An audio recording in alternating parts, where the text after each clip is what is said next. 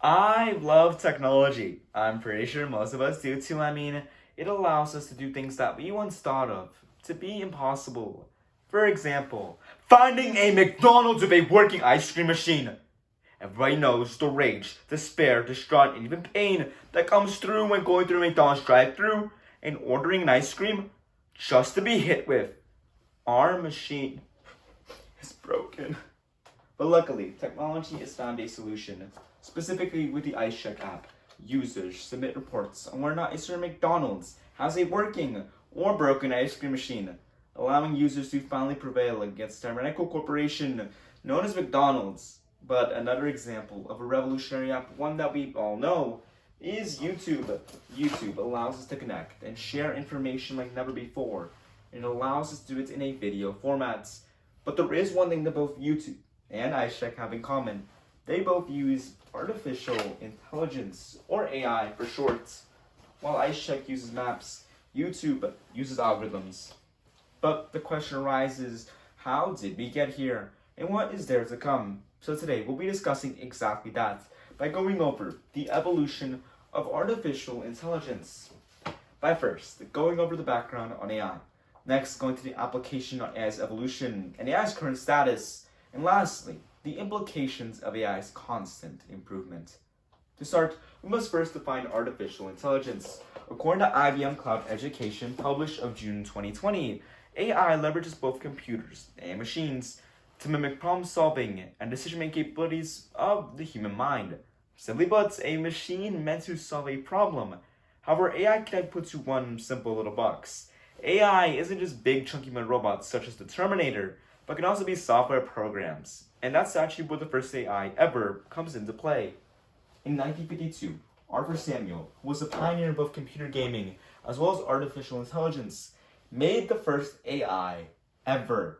It was a checkers computer playing program and was the first of its kind to independently play the game against another human being, paving the road for AI to grow later in the future. But only 3 years later, the term artificial intelligence was officially coined by John McCarthy and his colleagues during their time at university. But soon, AI became used to much more practical things. In 1954, the design for the Unimates was originally conceived by George Lovell and later put to use in 1961 at the assembly line at General Motors in New Jersey. Its purpose was to put die castings from the assembly line to the actual car, a task deemed too dangerous for the average human being to do alone. So the robots ended up with the job. But only 4 years later, we see Eliza, the first interactive computer program to have a full-blown conversation with another human being. It was made by Joseph Wanasabam at the MIT Artificial Intelligence Laboratory, and its purpose was to prove the superficiality between humans and robots. And it used pattern recognition technology to recognize keywords and give a question based on the user's inputs.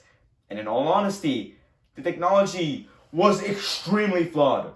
Like, really flawed. I asked it a very simple question. Is cheese tasty? And it responded with, would you say you have psychological problems? I never thought an AI program from 1965 would sound like my own mother today. But later, in 1973, researchers at the Waseda University of Japan had made the Wabot, and though it may seem ancient to some, it was a huge step forward. According to ScienceNote.org, it had limbs to both grab and walk, and even had eyes and a mouth to both communicate in basic Japanese as well as estimate distances. But according to same experts, they only estimated out a faculty of a 1.5-year-old kid. Now, personally, if I was compared to a 1.5-year-old kid, I wouldn't take that level of disrespect.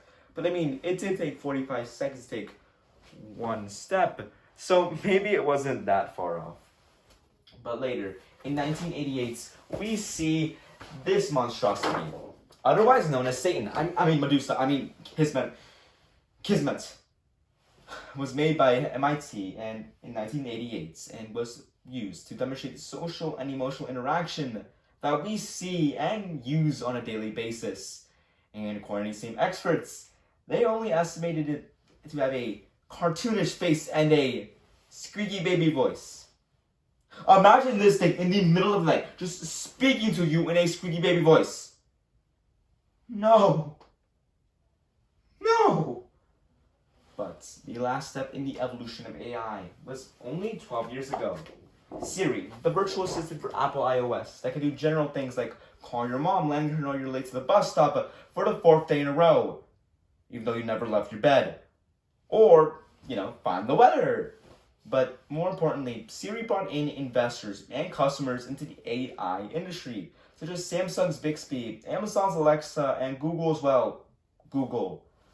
But soon, AI became used for much more practical things and much more things, as well as overall just being a lot more common in our lives over the past decade. A great example of this is filters. Filters are used to alter a person's experience and appearance using certain application to recognize key features such as the eyes, the mouth, and nose, and attach a filter onto them, allowing for some weird and funny moments. An example of these weird and funny moments is this picture of me as a tire. Isn't technology just amazing? But this same Face ID technology allows us to unlock our devices, such as our phones or our laptops. But AI also plays a role in what we see on our devices. Internet services such as Amazon, Instagram, Google, and Netflix all use AI algorithms to give you more of what you want and to give you less of what you don't want.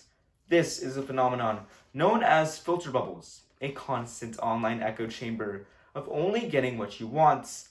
Take an example of you liking a photo.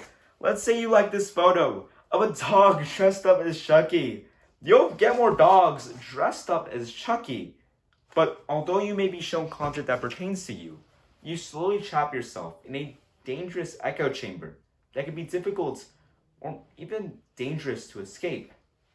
But AI has gone into much more serious areas. On foreign policy, written on May 2022, Russia had used its AI-enhanced loitering munitions against fleeing soldiers in the Russian-Ukraine war. Loitering munitions are often referred to as kamikaze drones for their one-time usage of flying into a target.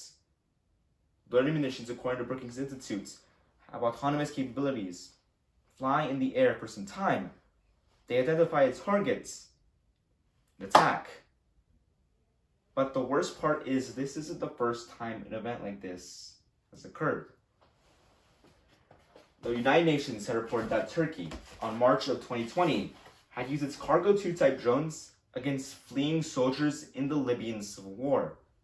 According to NPR, these drones have autonomous capabilities, real-time image processing, and even machine learning.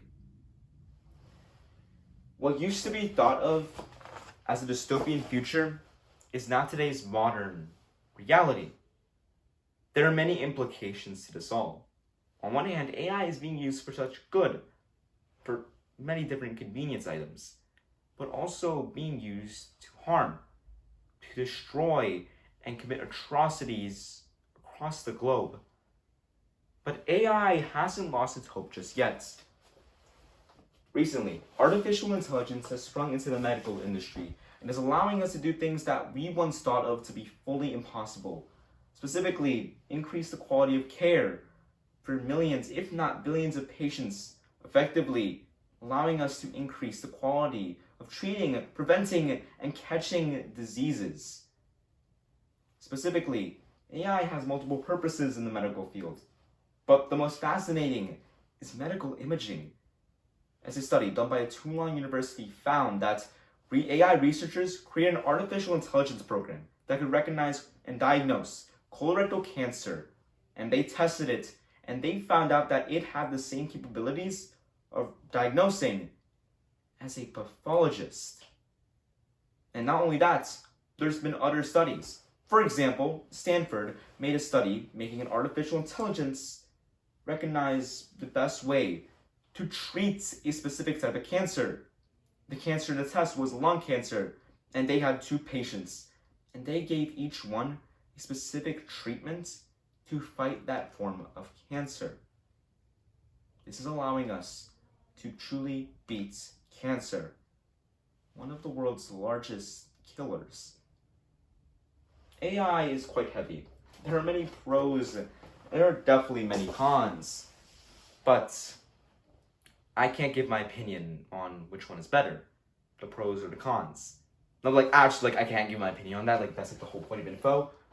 But what I can say is this. AI can be used to benefits, and AI can be used to harm. And it's up to us how we use it. Thank you.